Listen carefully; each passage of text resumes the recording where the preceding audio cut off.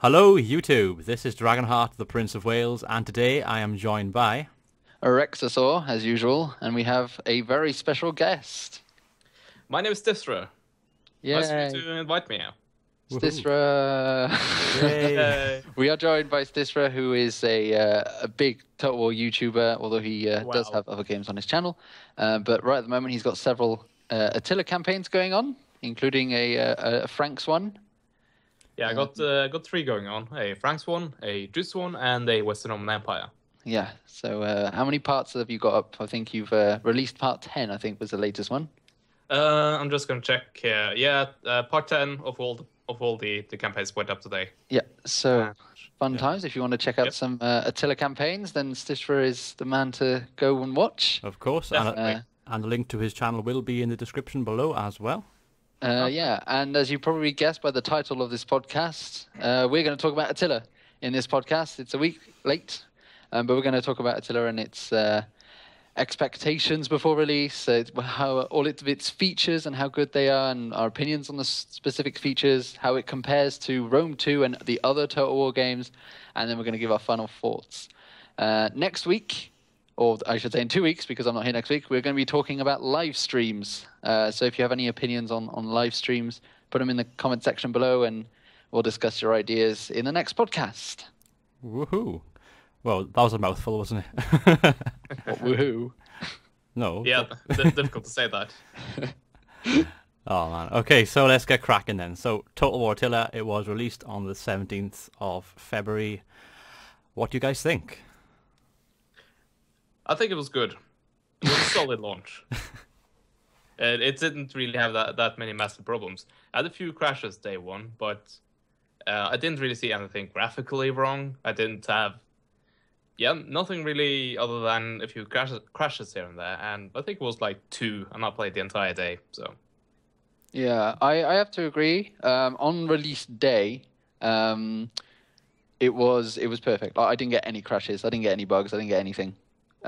Because I only played the single player. So yeah, the multiplayer was struggling a bit. yeah, no, yeah, it does seem like because even now, a lot of the crashes that me and Dragonheart have got was from the multiplayer. Yeah.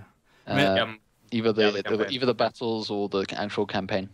Yeah, I'm of the same opinion. I mean, I started up on release day, played the single player, and it was okay. The only real bug on release day for me was the loading screen. You know, when you got the horses running back and forth with the throat Oh, yeah. singing. Well, the horses kept freezing all the time, so that was the only thing really. But I think that's more to do with like optimization. the most smallest bug. It is. I mean, oh no, my horses aren't working anymore. but I think with the Total War game, if that's like your main gripe on release day, then you're not doing too badly, are you? No, that's pretty Yeah, that's good. the Like biggest compared to complaint, when you think of that being the main gripe on Attila, it's like, oh, the horses sometimes freeze. And compared to Rome, it's like, oh, Rome 2, nothing works. You know, it's like.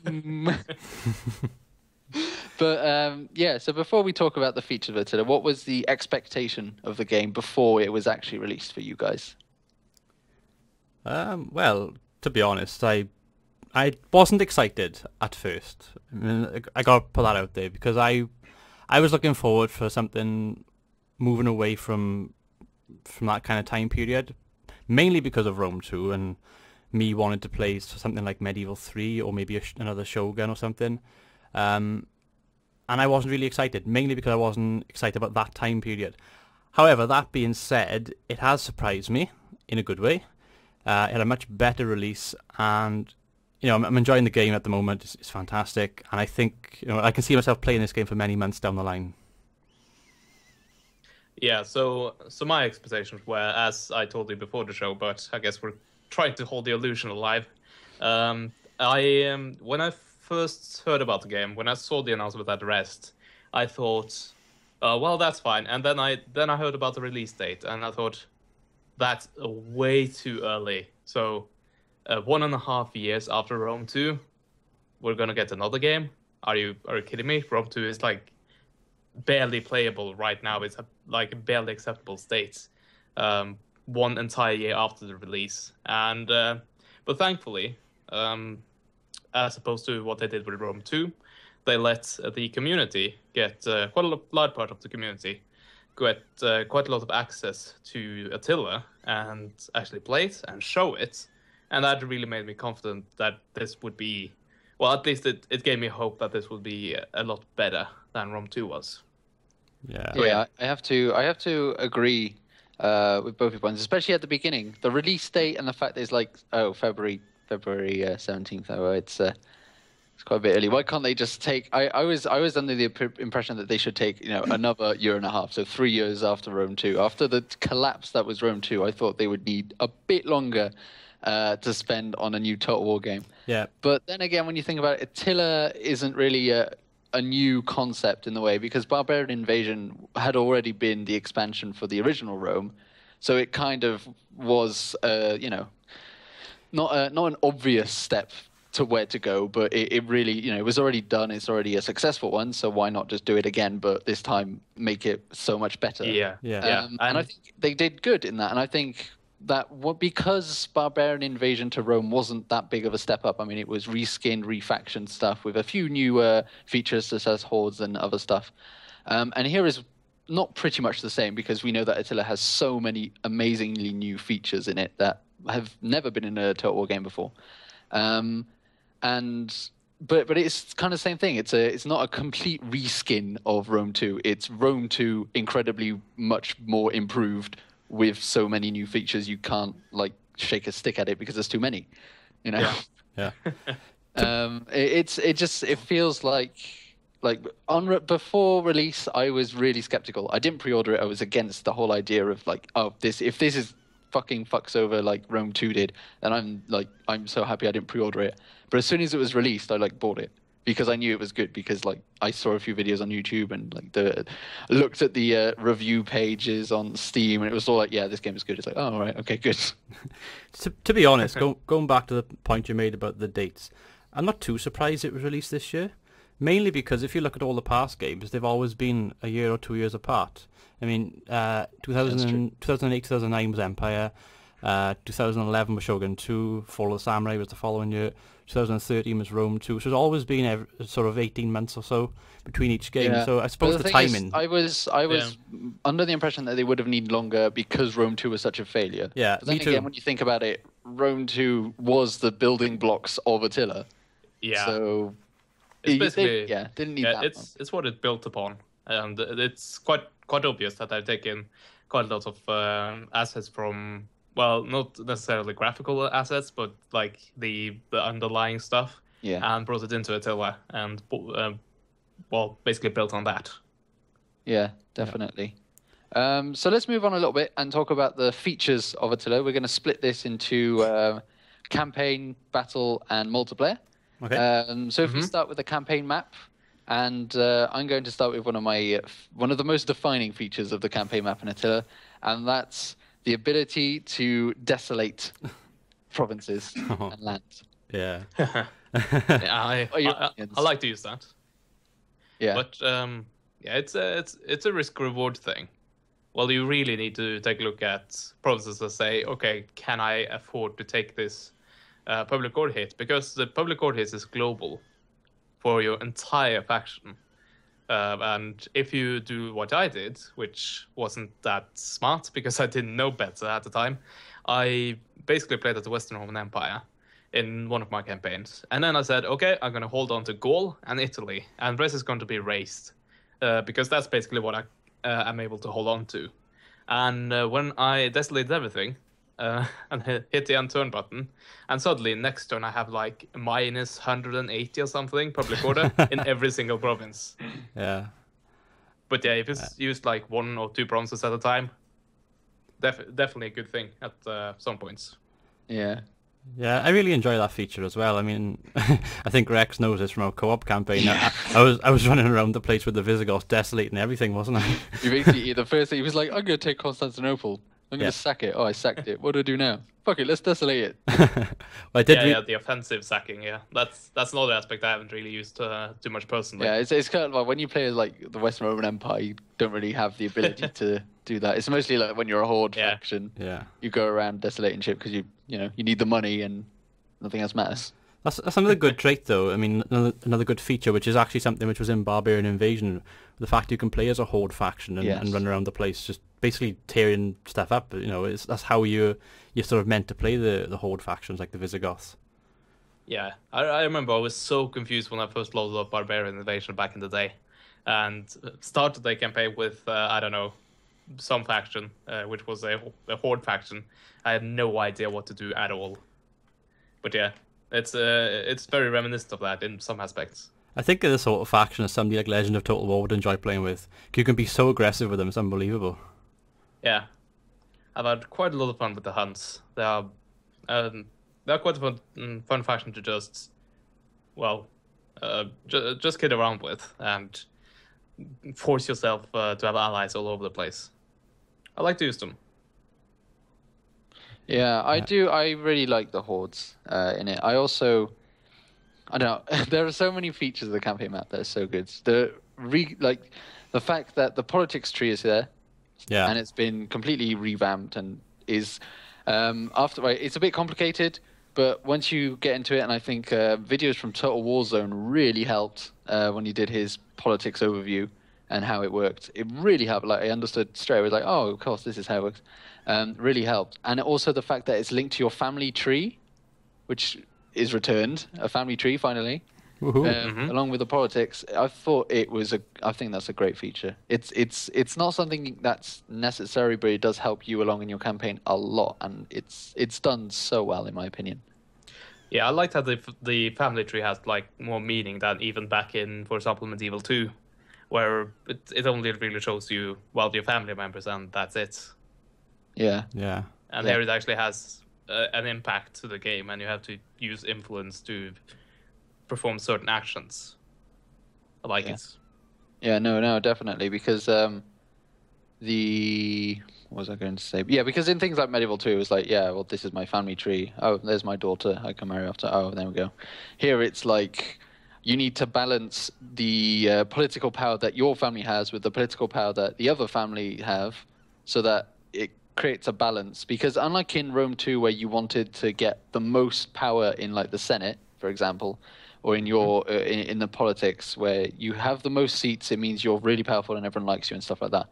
In Attila, you need it to be balanced. Having a 50% power is really good because that's the one that gives you the least. It gives you the least bonuses, but also gives you the least debuffs as well. Whilst if you go one way or the other, it gives you the opposite buffs and debuffs. So it's really, I think that's a really nice touch on it with the politics system, and I really like it because it means you have to spend more time thinking, but also you can just leave it alone and it won't really matter because it sort of balances itself out as well. Yeah, I think they've definitely outdone themselves with improving the politics, because let's be honest, Rome 2's politics, it wasn't that good, was it? No, it wasn't. Wow. Oh, it wasn't. Yeah, I think there was definitely better. Attila is better. Yeah. And that said, there are some things. I do have a little issues with it, like such as if you want to do political actions, I didn't realize that it was the small picture buttons right next to the like the trait list, and I was like, well, what the hell is going on? So I was totally confused, and I don't like that. I think it should be writing. Like in Rome 2, you knew exactly what you want to do. If you want to assassinate, you clicked on the button that said assassinate, not the picture of the hand with the sword. Yeah. But then again, you do have quite a lot more options in Attila. That is true. So maybe it's like, I guess it's better for the layout to have it as small buttons. But yeah, I can see where you're coming from. Yeah. Yeah. So another one of I think one of the features which is really cool, really small, but really cool, is the fact you can now rename settlements. Oh, definitely. Yeah. I renamed Constantinople Pouville. Yeah, fun times. Yeah, it was. Yeah, you're right though. I mean, it's something which they took from Rome 2 with the renaming of legions. They've kept that, but they've also gone a bit further with actually renaming your settlements. Whereas in Rome 2, if you wanted to rename settlements, you had to download a mod, didn't you? So yeah, it's just taking it that step further and just adding a bit more polish to the game, I think. Yeah, exactly. I just really like the fact, because you've always been able to rename. I've been since Napoleon been able to rename your armies. Yeah, I think in Empire as well. In Shogun 2 you couldn't. Only on But multiplayer, I that's, like, think. you know, in Shogun 2, so it's mostly the general is the name of the army most of the time anyway. But Yeah. in Rome 2 you can, and now in Attila you can. And now the fact you can rename your own settlements means that you can either mess with other people's settlements and call them like Pooville, for example. Or you can like give yourself your own little army, or like for Dragonheart, who just renames Londonium London so that he knows how to pronounce it. It doesn't have a problem. I did actually. This is one small gripe. Well, it's not really a gripe because I understand it. But in our co-op campaign, I renamed one of my armies Pricks. Yeah. But you can't, because there's no like swearing allowed. You can't rename it. But so I had to spell it Priks. But I did have a funny event message pop up that said the pricks are trespassing. Yeah. I do think like when it comes to online games, I understand that swearing, you shouldn't be able to. But to be honest, the fact that they completely star them out, I think is a bit too far, in my opinion. Yeah. That's just a personal opinion anyway. What's the final? Oh yeah, the final feature that I want to talk about. Actually, there's two, but one of them is kind of minor. Is the way they now do edicts and province systems, and the fact that now you don't actually need a whole province to do an edict; you just need a governor. Yeah. What do you think about that? Because in Rome 2, you needed, if you had a province which had 3 settlements in it, you needed all 3 settlements under your control to do the edict. Now, if you have the same province, only one of those settlements, and a governor in that, you can do the edict, and it works on all the settlements within that province. What do you think about that? You do still have a limit on, well, a pretty low limit at the start on how many edicts you can actually have at the time. Yeah, definitely. So, I think it's well, I like it because I remember quite a few times in Rome 2 I held 3 regions in the province, and last one was held by my ally, and I therefore couldn't like attack them or anything. They needed to be a vassal or a military, vassalage state. So I like the change. Well, it makes it a bit more convenient, but I don't know if you could also argue that the edict was kind of a bonus if you actually got the entire province. Personally, this is why I don't like it, because I feel like getting all 3 provinces, all 3 settlements to make a province for me was the reward. It was like, oh, well, now I can make an edict and finally get this public order sorted. Yeah. And I think really the problem shouldn't have been fixed by making it easier to do edicts on Attila, but rather to if an ally in Rome 2 was to hold one of the settlements, that you should still be able to make an edict. Yeah. Rather than pass the problem through to Attila and fix it in inverted commas there, it would rather be to fix it overall and just say, well, if it's an ally, then you can do it. Okay, and finally, what do you guys think about the graphics of the campaign map? Of the campaign map? Yeah. I don't know if I really have an answer. It's good looking. I'm not running on the best graphics, so it looks like Rome 2 for me, but maybe a bit grayer. Yeah. Is it better or worse than Rome 2 in your opinion? I really don't have an opinion, so okay. Pass it on to Dragonheart. I have no opinions. I am a robot. I do have an opinion. I don't have feelings. I've got an opinion. I can only go by sort of release day to release day, because on Rome 2's release day with the graphical settings, I had to lower everything to a combination of lower and medium. With Attila, I basically jumped in on my recommended settings, and it looks great. And even when I'm zooming around the campaign map, there's no lagginess when I'm recording or anything. So, all I can say really is good job. The only thing I will say, the other thing I should say, with the graphical settings, they have changed it, so it's no longer extreme, ultra. It's kind of, it's recommended. It's performance,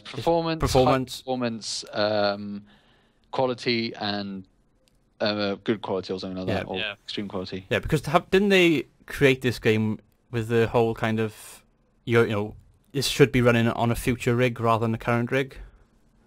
I have no idea. I read somewhere that they made the graphical settings for this game for future processors and graphics cards. So, I mean, I'm quite vague on the subject, but I did read somewhere that was kind of the planning.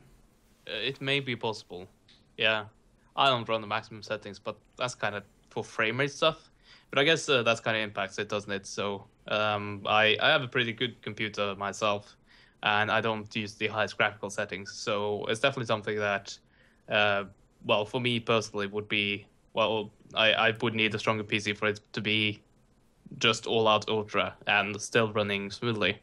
But you talked about the campaign map, and you mentioned it being a bit better than Rome 2. I did actually. I know. I never. That's not No, kind no, of. no, I'm no. saying mostly that the graphics, in my opinion, on the campaign map reflect the era really well. Because in Rome 2, it was very sunny, in a kind Yeah. of very, birth of a new empire kind of way. Whilst Attila is like, well, now the darkness is descending, the dark ages are here, Yeah. so everything's a bit darker and grimmer. I know what you But mean. there are Yeah. some things like when you call to desolate something, the fire spamming the whole province is gorgeous. Yeah, I do really like looks watching very that. But it's just those few things. I don't think it's I mean, both of them on the campaign map. I believe that both the games were very graphically good. They both look fantastic on the campaign map. But what I was about to say is that something that I have noticed now that I actually got a few seconds to think about it is that back in Rome 2, I had a lot of issues with pop-in. Yeah. Where I basically would pan the camera and suddenly, well, nothing has really loaded, and it would take like 2 seconds and then it popped in. And I haven't really noticed that yet in Attila. Yeah, no, we haven't either. No. Yeah. We have noticed some graphical issues, but we'll come up to that on the when we talk about the battle maps. But yeah, so features of the battles, in your opinions, what features that most define what things that you really like about the battles? Dragonheart? Why me? Because I think I went first last time. Okay, with the battles, well, to be honest, they haven't changed too much as far as the gameplay point of view is concerned. It does feel very much Rome 2 like. And one of the things which I came across recently, and I think it was Milk and Cookies Total War that uploaded the video, was the cavalry pull through. So if you pull a cavalry unit through, they'll take, I think they'll take a lot more damage, whereas they shouldn't. Yeah. I might be wrong with that, but I'm pretty sure it was him that uploaded the video. So there are still some things which have carried over from Rome 2, looking at it. But yeah, I mean, if you sit down and play a battle on Rome 2, and then you sit down and play a battle on Attila, as you, the individual playing it, it's going to feel pretty similar, isn't it? Yeah. The one thing I will say, though, is siege battles. They have changed tremendously, and I must say they've changed for the better. I think they have probably... Some of the most enjoyable battles I've had on Attila so far have been sieges. Because in Rome 2, it was always a case of the AIs running towards your gates and the AIs actually throwing things at the gates, and they just spam like 5 or 6 javelin units to spam. Because I remember when we played us 3 plus Kazam on that siege battle we did, that Cicero was going on about how the CJI in Attila was actually going around killing the gates and then the towers and then attacking rather than just going straight for the gate. Yeah, and actually bringing onagers to the battle, for example. Yeah. So I have proper siege equipment. So basically, I mean, you can sit down and play it and it'll seem like Rome 2, but the battle AI is much better. I mean, in our co-op campaign, we've seen the AI actually go for capture points and flank around. Do you remember that battle that we did against the Hunnic AI in the forest? Oh yeah, I mean, that was one of the most tense battles we've ever played against. I was like, we were like stunned by how good the AI was. And we were trying to bring our A game, weren't we? And the AI was literally using the forest to try and sneak up on us. And basically they did. They tried to lure us into an ambush, which Dragonheart triggered with only 1 scout unit. But it's like, well, they're actually trying to trigger an ambush. What is this? This is like really good battle AI. Yeah. So personally, I think the AI has really improved for the better. But then again, I can only speak for legendary difficulty because they're the only ones I've played on. I don't know what it's like on the other difficulty settings. I played on very hard. On very hard, it's very similar. It's very similar. Oh, good. And it's still the same thing on only quote unquote hard. So yeah, it's very, very decent across the board in my opinion. Which is good. I mean, compared to Rome 2 AI right at the beginning, pathfinding was terrible. The general AI itself was terrible. Oh yeah. Here, this is release day Attila, and you're facing off against armies that try to ambush you, and you're just like, whoa, what is this? Yeah. I mean, Rome 2. I mean, do both of you watch Angry Joe?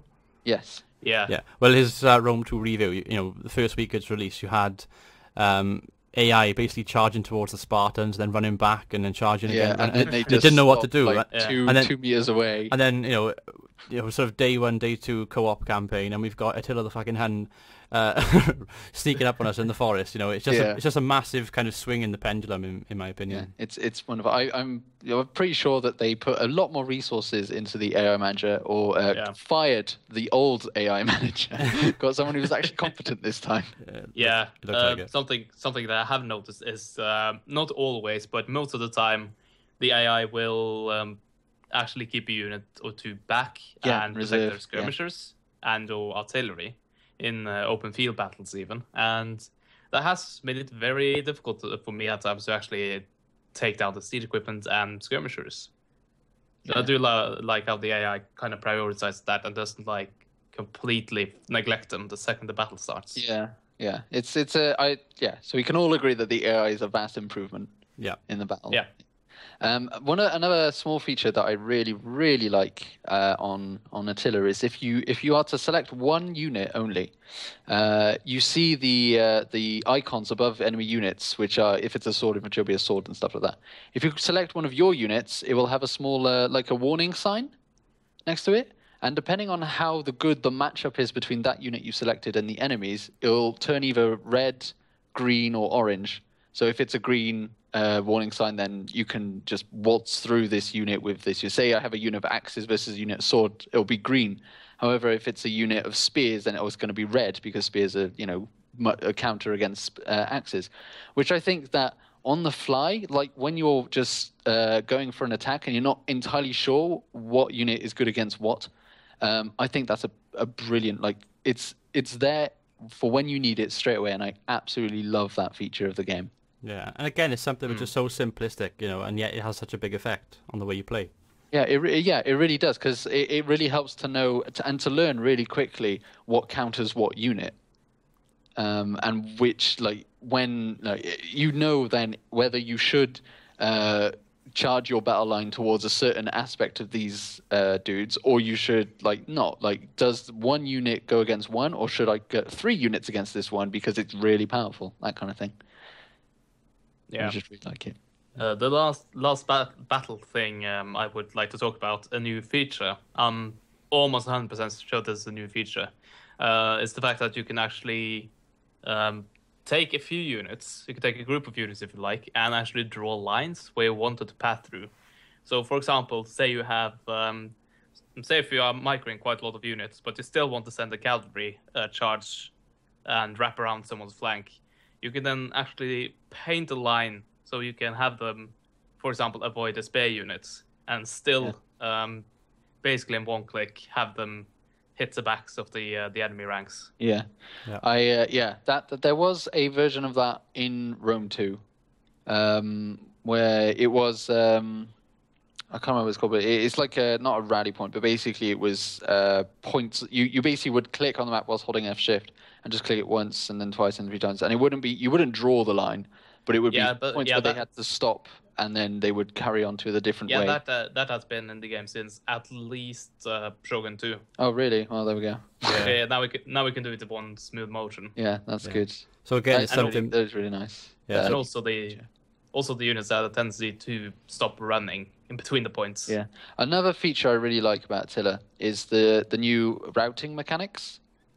With the fact that units route and sort of go away, but they can come back for routing, and you have to really pound them continuously, even if they're routing, to really break them completely so that they can't run, they can't come back. And I think that's a brilliant feature. Yeah, I totally agree with that, because in Rome 2 you can have 120 men in a unit. They could have 80 remaining, and they could just run off the battlefield. Yeah, and never come back. I just buy that. Another good feature that I really like is also the lack of unit flags. I really like that there's no unit flags. I think they look shit, to be honest. Oh, okay. Yeah. I think that's something which is going to be added in the new patch, though. I think it'll be optional. I hope it's toggleable. Yeah, I think it will be. Because I really like the fact that it's just a square with a unit type on it. Because that's all I need to know. I don't really care I know what faction I'm fighting against. I don't need to know if it's a Rome flag. Fuck it. Yeah, true. Yeah, I find it decent enough, satisfying, and I don't really need anything else other than that.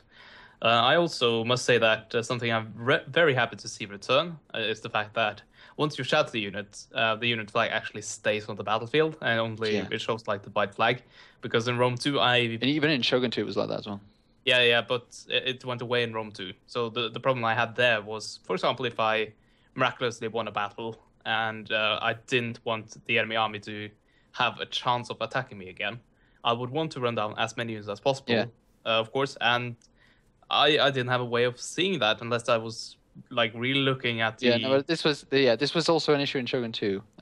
Like both Shogun 2 and Rome 2 had the issues where if the enemy army routed, you would not see where the fuck they were. It was like, oh, there's some specs running. Are those animals or are those soldiers? Yeah, but it was even worse in Shogun 2 because in Shogun 2, in Rome 2, because in Shogun 2 they showed us dots on the minimap. On the minimap, but in Rome 2 they didn't. Yeah. So, but I like this. I like this. It is really nice. Back to it, like, 'cause it's great that little square with like the sword on it, the little red square with a sword. You know that it's a swordsman enemy unit. You know if it's routing. You know if it's wavering. You know if it's routed and where the fuck they're going. It's brilliant.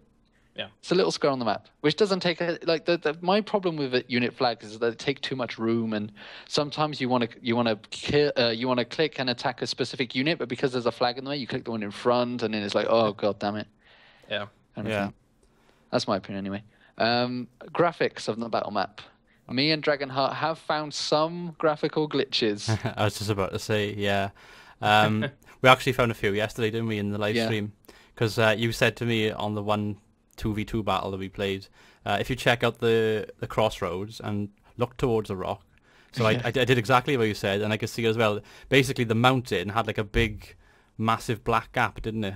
Yeah, basically, it's almost as if they put a small hill there, but they had raised it slightly.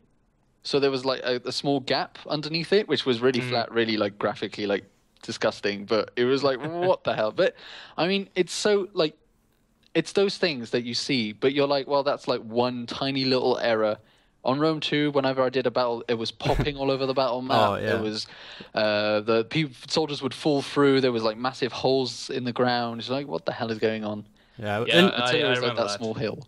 The only thing I've really seen of that, I haven't really like tried to find those, but once I'm in the multiplayer battle, I didn't get like one of those drop-offs where like the ground is just goes down in a 45-degree angle, and then you have just a shared drop, like on the other side. Yeah, it's one of the classical screenshots you see of Rome 2 at launch. Yeah. I did see that, but that was a very small hole, and it's one. Yeah, but the only one I've seen. Me and I wasn't when I found this hill. I wasn't actually looking for it. I was just exploring the map while I was loading into the battle, and I was just looking around, waiting for the loading time to go down. And then I sort of going around, just looking at the beautiful scenery because it is a gorgeous. Like Rome 2 as well was really gorgeous battle maps, really nice. Just exploring around, going through the trees and shit, and then I just see this like gap in a hill, and I'm like, "What the fuck?" Just look at this. To be fair though, with most of the glitches we've come across have all come on the multiplayer kind of scene. So I'm wondering whether it's a multiplayer optimization thing. Well, I think because that's a multiplayer map, wasn't it? So, yeah. But yeah, it's true. So let's talk about the multiplayer now. Multiplayer I think for all of us is where we've seen most of the bugs in Attila. Yeah, I agree. I mean.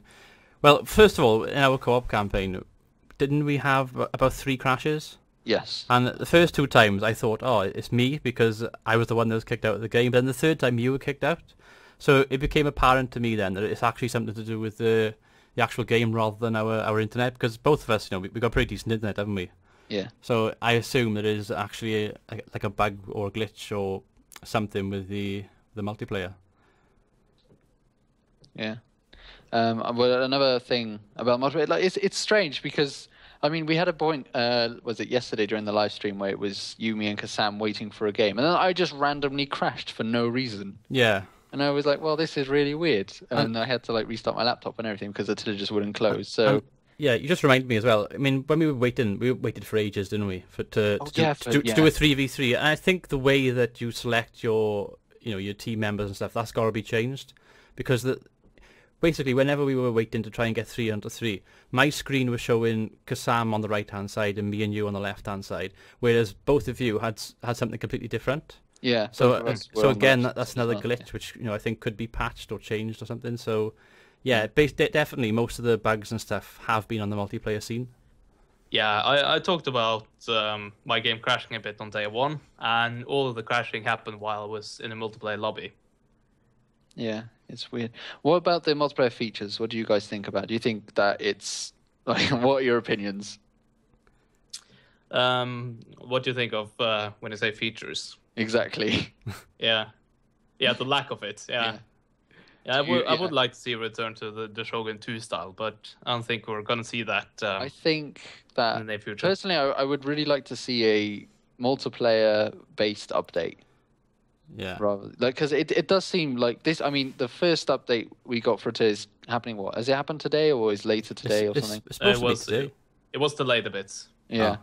I mean that's the first one. At this point, Rome 2 had what, 2 patches, 3 patches? Yeah, I think Yeah, the day one patch. Yeah, day 1 and then a week patch as well.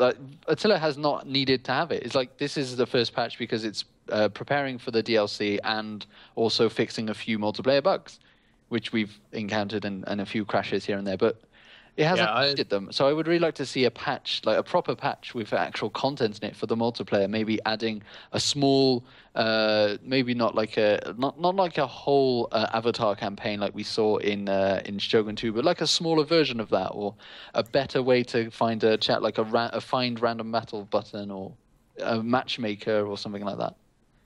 Yeah, the closest thing you have is a quick battle, and well, it's okay for what it's doing, but I don't know. Yeah, I too prefer the older system to have something that makes it. Well, you get the reward for winning. It's not only you have to. It's not only you get maybe a few spaces up on the overall leaderboard. Yeah, exactly. Yeah, there's two things which I would love to see. Probably not in Attila, but in a future Total War game when it comes to multiplayer. The first thing would be a return to free for all, because that was something which was really good in Rome Total War, and the fact that they can't do that at the moment is really annoying, because I think that would just add so much to the multiplayer scene right now. And the second thing that I'd like to see is also the ability to have more than 2 players in a multiplayer campaign, because you have like hot seats in like Medieval 2, but that's like the only time you really get more than 2 players taking part in a campaign, and even then you're basically sharing the save file, aren't you, or etc. But with having 3 or 4 players, you could really go to town with what you can achieve in a kind of multiplayer game. And most big video game titles out there, they have 3 or 4 players, don't they? So it would be something which I'd love to see in the future. It won't happen in Attila, but as far as multiplayer is concerned in Total War, something I'd love to see. Yeah, something they really do need to improve on in the future. Yeah, will be the multiplayer aspect of the game, because we know that Total War campaigns are always so good, and there's only a very rare occurrence that the campaign is shit. And even, I mean, Rome 2's campaign was good, so it's just like there was a lot of bugs which made everyone feel like it was not as good. But yeah, it's the multiplayer aspect that I think is lacking in Attila still. That said, I think the multiplayer game itself, it's very. I think every faction is very balanced. There's only a few units that we can think of which are overpowered. When we think about like the cavalry, is like was it Western Roman Empire Carrington Cav or something like that? Yeah, there's also Eastern Roman Empire Tagmata cavalry. Yeah, they're really overpowered. Yeah, so, and on crossbow, very overpowered as well. Well, crossbows are somewhat balanced because they have a really slow loading time, but they're really powerful. But then they have like sucking everything else. So they're just like skirmishers basically, but slow skirmishers kind of thing. Yeah. They have really good armor piercing, and that's about it. Yeah, exactly. But it just so happens that a lot of people take heavy infantry, so of course they're going to die really easy to crossbows, because crossbows are technically the counter to that. It's And if you then go for quality over quantity, then you run into a problem when the few numbers you have get even smaller, thanks to a few well-placed volleys of crossbows. Exactly. Yeah. But other than that, I think I personally, when we were doing our battles yesterday, really fun battles. It's just really fun playing multiplayer on Attila, in my opinion. I compared think, to Rome 2. and I think it shows how solid a game Attila is. The fact that we've had crashes and bugs on the multiplayer, yet we're still willing to jump back in and reload and start again. You know, we spent about 3 or 4 hours, didn't we, in our co-op campaign? Yeah, in our co-op doing Attila. Because, and we crashed 3 or 4 times, but we were willing to go back each time because we were enjoying it. We would really get into our campaigns, and you know, multiplayer is such a solid. You know, it can be such a solid thing in Attila once they obviously improve some of the bugs and stuff. Yeah. Okay. So we've talked about the features of Attila. Let's move on to, and we have technically done this a little bit, but let's move on to Attila compared to Rome 2. Oh, here we go. Yeah. So we already know that Rome 2 was terrible on launch. Yeah. Absolutely just disgusting. Attila, what does it do? What, for you, Attila on launch compared to Rome 2? For one thing, it actually made me play the game as opposed to Rome 2, where I played it for, I don't know, 4 days, and then I couldn't stand it. And I didn't play Rome 2.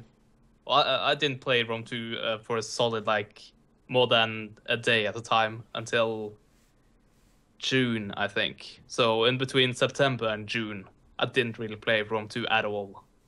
Yeah. Yeah. I think with Rome 2 with me, I felt like I kept having to take a holiday every time I played the game because it was so stressful to play.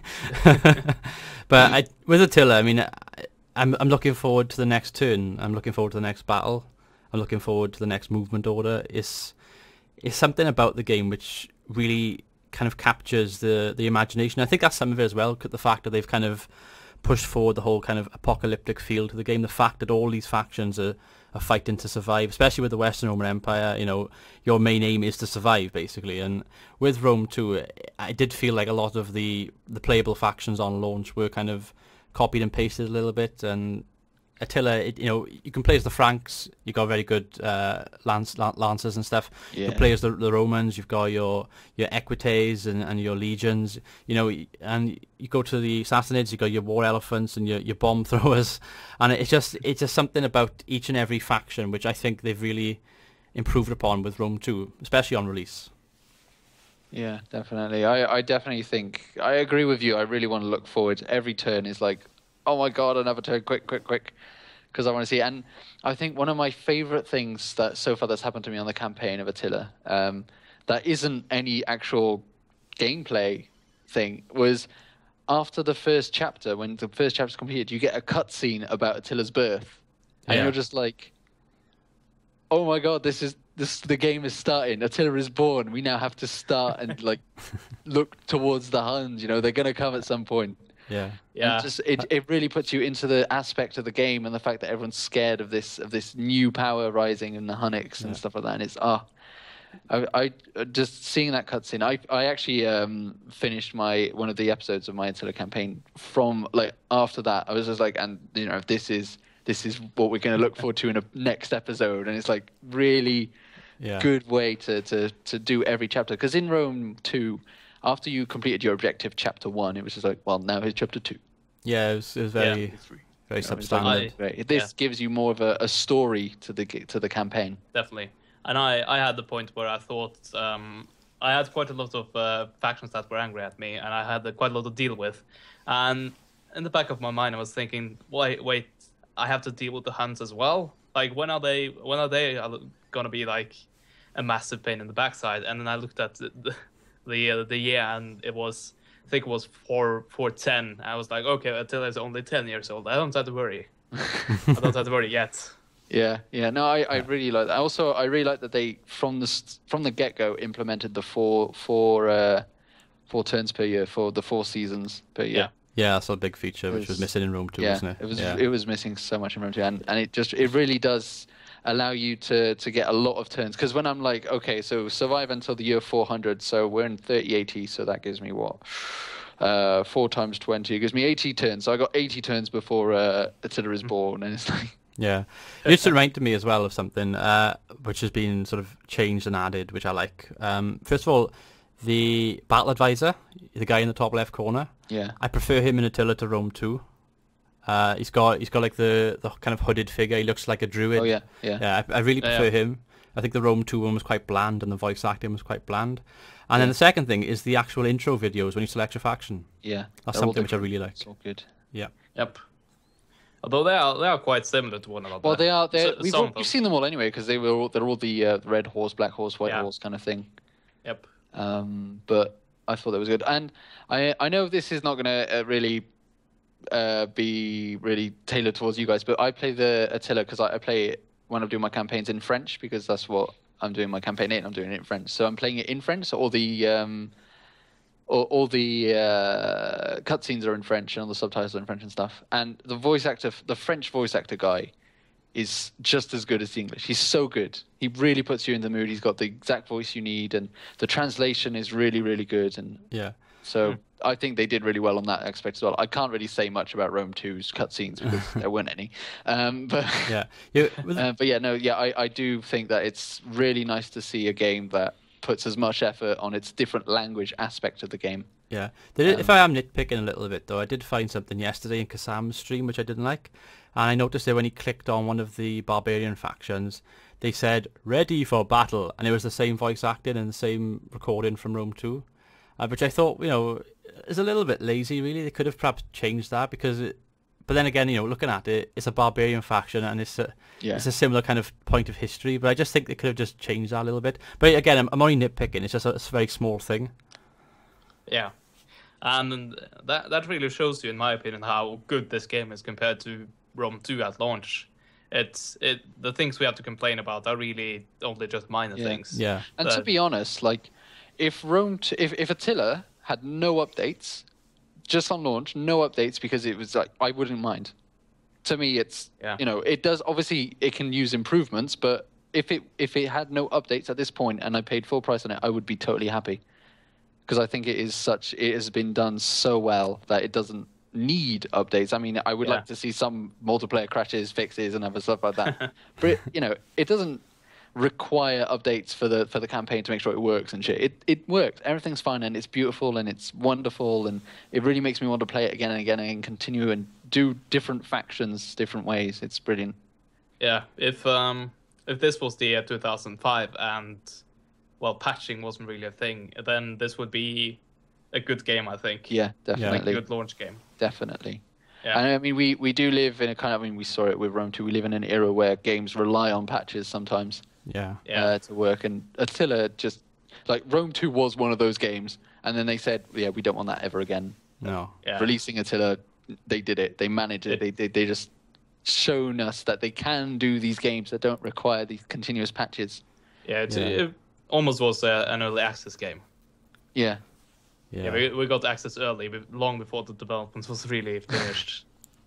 Yeah, no, I totally agree with that. So let's talk about Attila compared to the other Total War games and what you think Attila is like. If you could do a rank of your favorite Total War games, like where Attila would come from in that rank. Shall I start? Yeah, sure. Yeah, go ahead. It's too early for me to put it at like top or anything like that. I mean, we've got quite a way to go, and we need to see where it goes with all the DLCs and all the other additional content and patches and stuff. But I would say it's in my top 3. I can safely say it's in my top 3. I'm enjoying it, and like I said earlier, I'm looking forward to every turn and every time I pick up the game and play it. It's great. So yeah, I'd say top 3 at the moment. It could change over time. It might go down, it might go up, but yep, so far top 3.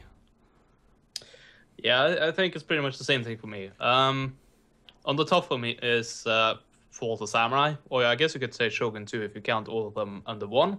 Yeah, I think that's still my favorites. But yeah, number 2, I don't know. It's either Attila or Napoleon, I think. Yeah, and I have a hard time choosing. Yeah, it's strange, isn't it? Like when all of us were expecting the worst after Rome 2, and we're like, well, Rome 2. When you think of that in the top, think about your rank of top war games. Where's Rome 2? Well, it's near the bottom, isn't it? Yeah, it's almost, definitely almost right at the bottom. Well, actually, it's hard because all the top war games are good, and it's like Rome 2 is either the bottom or the second last. Kind of thing.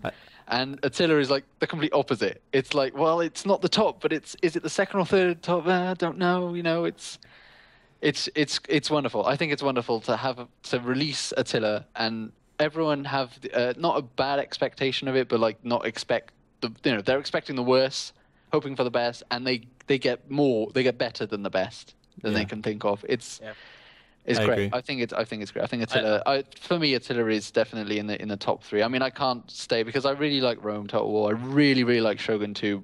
But the thing is, I think Shogun 2 and Attila would be the same for me because I like Attila for its campaign mission and stuff like that. Well, it's a whole campaign features, while I like Shogun 2 for its multiplayer features, and that's where I spent most of my time in the game. So it's like, which one?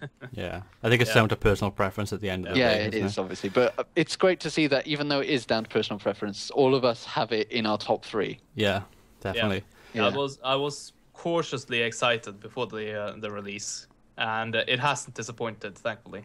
No, yeah, it's great. He has gone really above and beyond what I feared, basically. Yeah, definitely.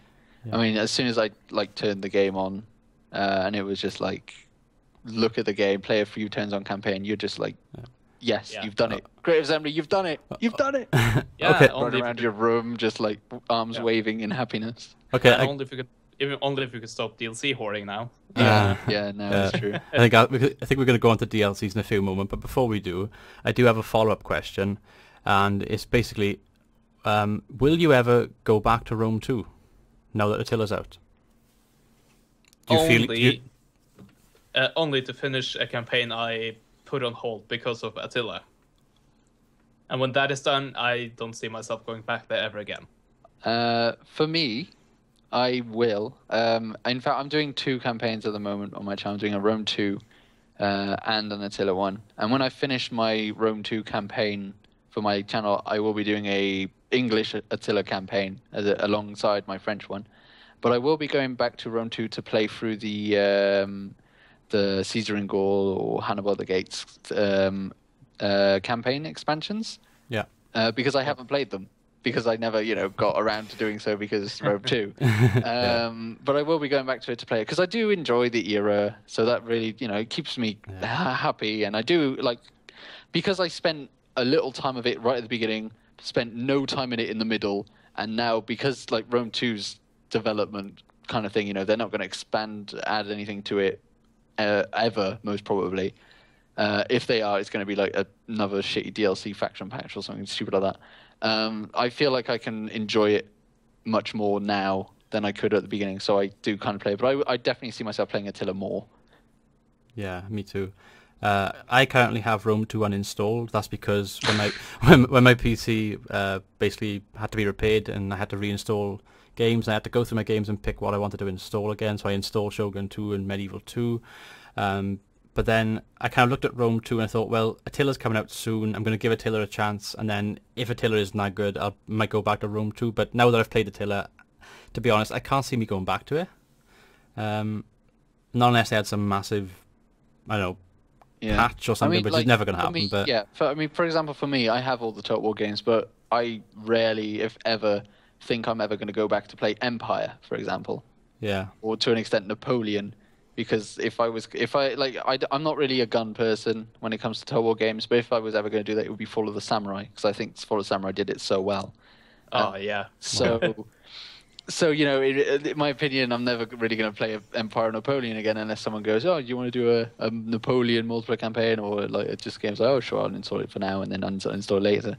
But Rome 2, I'm still undecided whether it's going to be one of those games or not. Yeah, I had two exceptions to what I said is basically what you said, the multiplayer thing, although I would probably insist that it would be done on another game. Yeah, exactly, yeah. Or if some massive mod came out of it, which I don't see happening. No. Yeah. No, they're going to be modding Attila now. Yeah. Yeah. So, all right, let's talk about DLC for Attila then. Oh, shit. What are your shit? What are your opinions on faction DLCs? Yeah, culture packs. CA. Yeah, I think the size basically tells the story. It's a size of C8 slash Sega. Yeah, it's bad practice, isn't it? I mean, it happens on all companies in video games pretty much, doesn't it? Yeah. Longbeards is out just after the first week, which is too soon. Really, you should spend at least a month patching a game, making sure all the bugs and stuff are fixed before you even consider releasing DLC. And then to see that kind of pop up is kind of, it's infuriating. And the fact that it's basically three factions that don't really offer too much difference to what you currently have. I mean, you've already got. It's not like we didn't have enough Germanic pagans. I mean, you've already. Personally, I would have liked to play as some of the African factions, the ones south to the Western Roman Empire, personally, or different ones next to the Saronids. Yeah, Eastern factions. Because it's like there's a lot of people in Europe. There's also a lot of people in Africa, but I can't play as them. Yeah, you are right. I mean, it happened with Rome too. I always wanted to play as Axum or Nabatea because they have such a unique starting position. And even though they got shit units, it was just that kind of uniqueness that it's completely different to any other faction. And they never were released as a DLC. But then you had the constant kind of, the Boyai, the Nervii, in Rome too. And then the same thing's kind of carried over to Attila. Yeah, I'm kind of pissed about it, to be honest. I think we all are. Yeah, I thought my thought on it initially, and my guttural reaction was that basically from releasing Attila and Attila being in such a good state, they kind of won back, convinced people of Total War not being a failing franchise, basically. And getting a bit of goodwill back, which was sorely needed. And with this, I think they lost quite a lot of that goodwill, at least from the people that are most involved with the scene and follow and read forums and follow Reddit and all stuff like that, basically.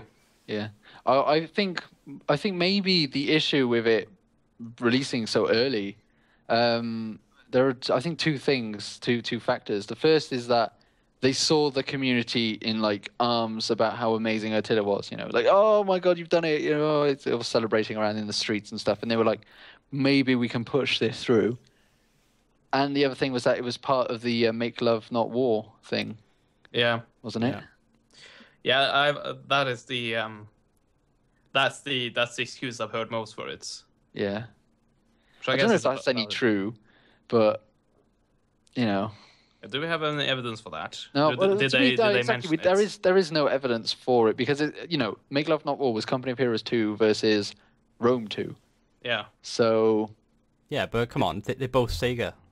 Yeah, no, I know that. No, I know that, but it's does that mean that if we had won Make Love Not War, which Company of Heroes 2 won again, obviously because Rome 2, do you think would this new exciting content have come for Rome 2? And we're never going to see it, or is it the Longbeards for Attila? I don't know. I didn't really pay attention too much to that event, so I don't know if they specified that or not. So they didn't specify what it was. It was blind content. They didn't actually say what it was going to be. Yeah, and they didn't say if it was for Rome 2 or just Total War series. Yeah, exactly. They didn't. So I don't know. Yeah, I used to like the days when you could have the Kingdoms expansion pack. Pity you can't have stuff like that anymore. I mean, that was a really good. That's what I think they should do for Attila. If they're going to do any kind of DLC, I hope there's going to be more campaign packs or small expansion packs like that.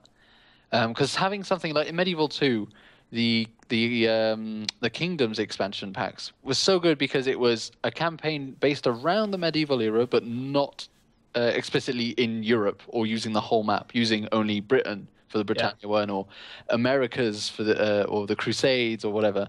I think if they do that for Attila, with moving the timeline a bit and just focusing on a small area, maybe up to maybe the 1066 invasion of Normandy. I do it every time. Invasion of Britain by Normandy. It's maybe that would be good. Maybe. Yeah, I mean they could do the Great Heathen Army, and they could have a whole kind of Vikings campaign where you invade Wessex or something, couldn't they? Yeah, yes, On- things on like a that. Yeah. Or even the battles between like how the Western Roman Empire, no, sorry, the Eastern Roman Empire became the Byzantine Empire, and against the coming of the Islamic faith and things like that. Yeah, I mean, Yeah. there's plenty of ideas there for. There are, and I hope that that's what they focus on, and instead of giving us continuous like fucking cultures packs and unit Yeah. packs and Yeah, because like for example, one of the factions which isn't playable at the moment is the Angles. But how long will it be until they become playable? yeah, soon. Yeah. Yeah. And they basically will have the same sort of units as the Saxons. Yeah, they're basically another Saxon unit. Yeah. A new Saxon faction. Yeah, no, it's terrible. Yeah. But yeah, no, I'm really hoping that there's going to be more campaign, because personally, if I'm ever going to get any of the DLC for Attila, it's going to be the campaign DLC, and if it's going to be the Cultures Yeah. DLC, it's going to be when it's heavily discounted or on sale, or someone gets it for me because they're brain dead or something. Yeah. So I have a question for you regarding DLC. Because of Attila not being awful at launch, do you think we'll see any more free DLC, basically? No. The thing is, we got free DLC for Rome 2 in the form of the Emperor Edition because it was so shit. Yeah. And we got like selected factions. Yeah. Yeah, like the Sassanids. Yeah. I think don't know. I think with Rome 2 though, they had such a bad release that they were, can you remember the first week?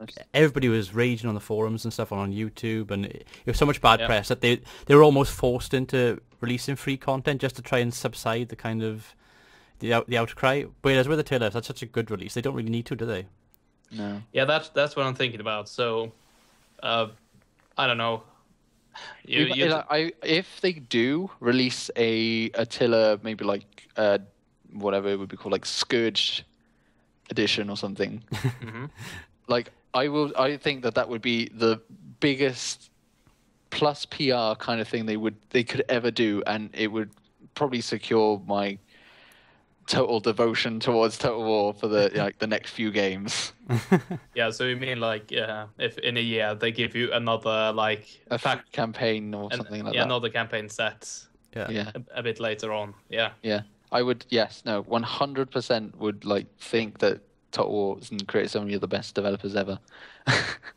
Yeah, definitely in the circumstance that they don't feel like they have to do. Well, they don't have to, do they? There's nothing forcing them at all.